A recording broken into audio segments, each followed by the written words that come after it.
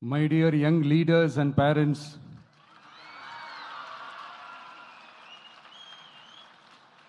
என் நெஞ்சில் குடியிருக்கும் உங்க எல்லாருக்கும் என்னுடைய வணக்கம் வணக்கம் வணக்கம் வணக்கம். Yes, young leaders and parents எல்லாரும் எப்படி இருக்கீங்க?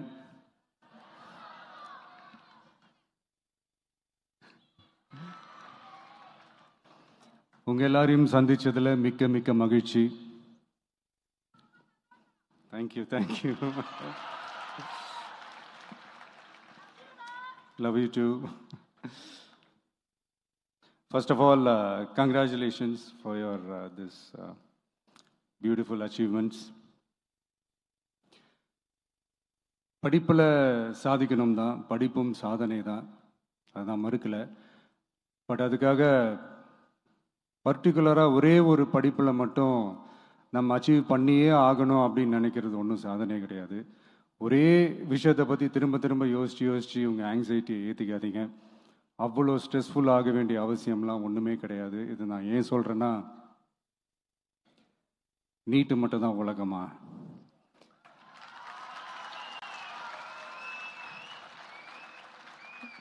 நீட்டை தாண்டி இந்த உலகம் ரொம்ப ரொம்ப பெருசு. அதில் நீங்கள் சாதிக்க வேண்டியது பல விஷயங்கள் இருக்குது. அதனால் இப்போவே உங்கள் மைண்டை ரொம்ப ஸ்ட்ராங்காக வச்சுக்கோங்க, டெமோக்ராட்டிக்காக வச்சுக்க கற்றுக்கோங்க.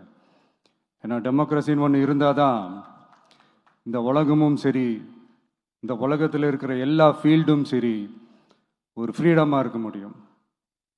அது மட்டும் இல்லை, ஒரு முறையான ஒரு டெமோக்ரஸி இருந்தாலே போதும், எல்லாருக்கும் எல்லாமும் ஈக்குவலாக கிடைக்கும். அதனுடைய ஃபஸ்ட்டு ஸ்டெப்பாக உங்கள் வீட்டில் இருக்கிற எல்லாருக்கிட்டையும் சொல்லுங்கள், அவங்கவுங்களுடைய ஜனநாயக கடமையை ஒழுங்காக செய்ய சொல்லுங்கள்.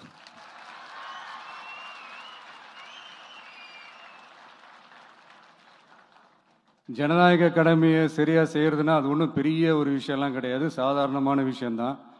நல்லவங்க, நம்பிக்கையானவங்க, இது வரைக்கும் ஊழலே செய்யாதவங்க யாருன்னு பார்த்து தேர்ந்தெடுக்க சொல்லுங்கள். அவ்வளோதான், ஆஸ் சிம்பிள் அஸ் தட். அதுதான் அந்த கடமை. நான் ஒரு 2 years பேக் இதே ஸ்டூடெண்ட்ஸ் ஃபங்க்ஷனில் நான் சொல்லியிருந்தேன், இந்த காசு கொடுத்து ஓட்டு வாங்கி ஜெயிச்சிடலாம்னு நினைக்கிறாங்க இல்லையா, அவங்கள அந்த கல்ச்சரே யாரும் என்கரேஜ் பண்ணாதீங்க, யாரும் காசு வாங்காதீங்க, உங்கள் பேரண்ட்ஸ்கிட்டையும் எடுத்து சொல்லுங்கன்னு நான் சொல்லியிருந்தேன். அதை அப்படியே ஃபாலோ பண்ணுங்க. ஆனால் நீங்கள் வேணா பாருங்க, அடுத்த வருஷம் என்ன நடக்க போகுதுன்னு. வண்டி வண்டியாக கொண்டாந்து கொட்ட போகிறாங்க. அது அத்தனையும் உங்ககிட்ட இருந்து கொள்ளையடிச்ச பணம் தான். என்ன பண்ண போறீங்க? என்ன பண்ணணும்னு உங்களுக்கு கரெக்டா தெரியும். அது நான் சொல்லிதான் புரிய வைக்கணும்னு ஒன்றும் அவசியம் இல்லை. அண்ட் மை டியர் பேரண்ட்ஸ், உங்ககிட்ட ஒரு சின்ன ரிக்வெஸ்ட். உங்கள் குழந்தைங்களோட விஷயத்தில் எதுவும் ஃபோர்ஸ் பண்ணாதீங்க, ப்ரெஷர் போடாதீங்க, எதுவும் இம்போஸ் பண்ணாதீங்க. ஃபர்ஸ்ட் ஆஃப் ஆல் அவங்களுக்கு என்ன பிடிச்சிருக்குன்றதை தெரிஞ்சுக்கிட்டு அதுக்கு ஏற்ற மாதிரி வழி நடத்துங்க.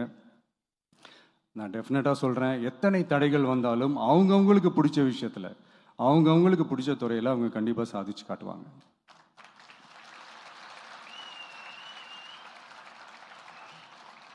அண்ட் இன்னொரு முக்கியமான விஷயம் உங்ககிட்ட நான் ஷேர் பண்ணணும்னு நினச்சது என்னென்னா, இந்த சாதி மதத்தை வச்சு இந்த பிரிவினை வளர்க்கிற அந்த சிந்தனை பக்கமே போயிடாதீங்க. அந்த சிந்தனை உங்களையோ இல்லை உங்கள் மைண்டையோ டிஸ்டர்ப் பண்ணுற அளவுக்கு அதை அலோவ் பண்ணவே பண்ணாதீங்க. விவசாயிகள் என்ன சாதி மதம் பார்த்தா பொருளை விளைய வைக்கிறாங்க? தொழிலாளர்கள் என்ன சாதி மதம் பார்த்தா பொருளை உற்பத்தியில் ஈடுபடுறாங்க? இவ்வளோ ஏன் இயற்கை அம்சங்களான வெயில் மழையில் சாதி இருக்கா, மதம் இருக்கா? எப்படி இந்த போதை பொருட்களை எப்படி நம்ம அறவே ஒதுக்கி வைக்கிறோமோ, அதே மாதிரி இந்த சாதி மதத்தையும் ரொம்ப ஸ்ட்ரிக்டாக தூரமாக, எவ்வளோக்கு எவ்வளோ தூரமாக அதை ஒதுக்கி வைக்கிறீங்களோ அவ்வளோக்கு அவ்வளோ அதை தூரமாக ஒதுக்கி வச்சுருங்க. அதுதான் எல்லாருக்குமே நல்லது.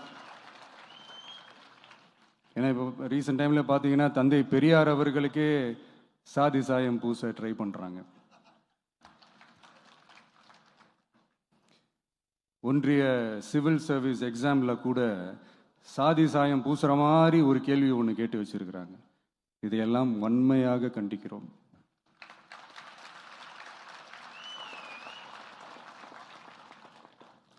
இந்த உலகத்தில் எது சரி எது தவறு அப்படின்றத அனலைஸ் பண்ணி பார்த்தாலே போதும். ஒரு குழப்பம் இல்லாத ஒரு தெளிவான ஒரு வாழ்க்கையை ஒன்று வாழலாம். எதுக்கும் ரொம்ப எமோஷ்னலாக ஆகாதீங்க, அவ்வளோ வருத்தலாம் இல்லை.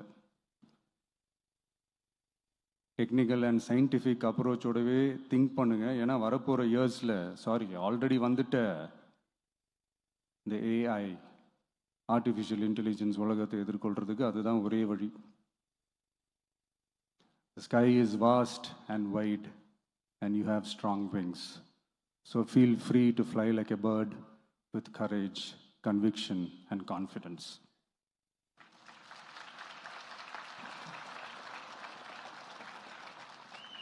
எவ்வளவோ பண்ணிட்டோம், இதை பண்ண மாட்டோமா?